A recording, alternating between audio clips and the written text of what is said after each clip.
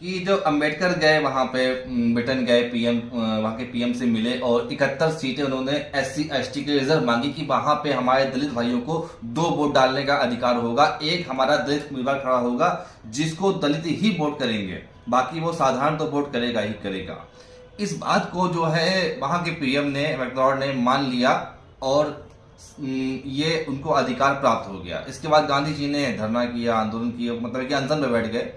और उसके बाद जब अंबेडकर जी मान गए, किसी प्रकार से उनको मनाया गया, तो 71 के स्थान पे 148 सीटें दलितों को आरक्षित दी गई कि उनको रिजर्व नहीं मिलेगा, अलग से नहीं निर्वाचन मिलेगा, मगर उनको आरक्षित सीटें मिलेंगी, जैसे कि एससी एसटी आरक्षित सीटें आज भी होती हैं। तो ये तो खैर हुआ ही हुआ।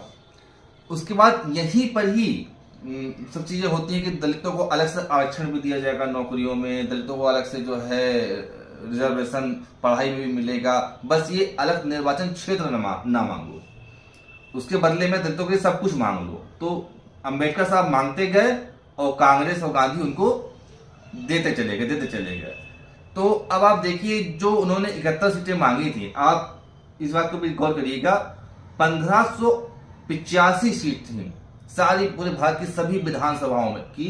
1585 सीटों में से 71 सीटें मांगी गई थी पृथक निर्वाचन क्षेत्र के लिए, बदले में दी गई 148 पृथक निर्वाचन ना देकर के रिजर्व दी गई, जो कि आज भी चलता है। उसके बाद जब देश आजाद हुआ तो 1952 में और 1957 में जो चुनाव होते हैं, तो वहां पे पृथक निर्वाचन क्षेत्र भी दिया गया, यानी कि दलितों को 2 वोट देने का अधिकार। सन 1952 में जो चुनाव होते हैं तो उसमें 489 में से 87 सीटें जो कि मांगी गई थी, पहले उन्होंने 1585 में से 71, तो अब 479 में से 87 सीटें दी जाती हैं, जिसमें डबल वोट डालने का अधिकार दलितों को मिलता है। उसके बाद 1957 में पुनः जब चुनाव होता है तो फिर बढ़ा करके 92 सीटें कर दी जाती हैं, तो वो भी मिला, अलग से रिजर्व सीटें भी मिल गई।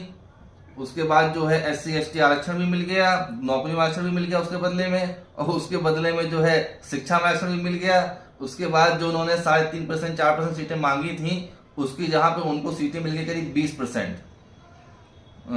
और जो मियाद थी उस समय, जो 1932 में जो कॉमनल अवार्ड दिया गया था, वो केवल 20 साल के लिए था।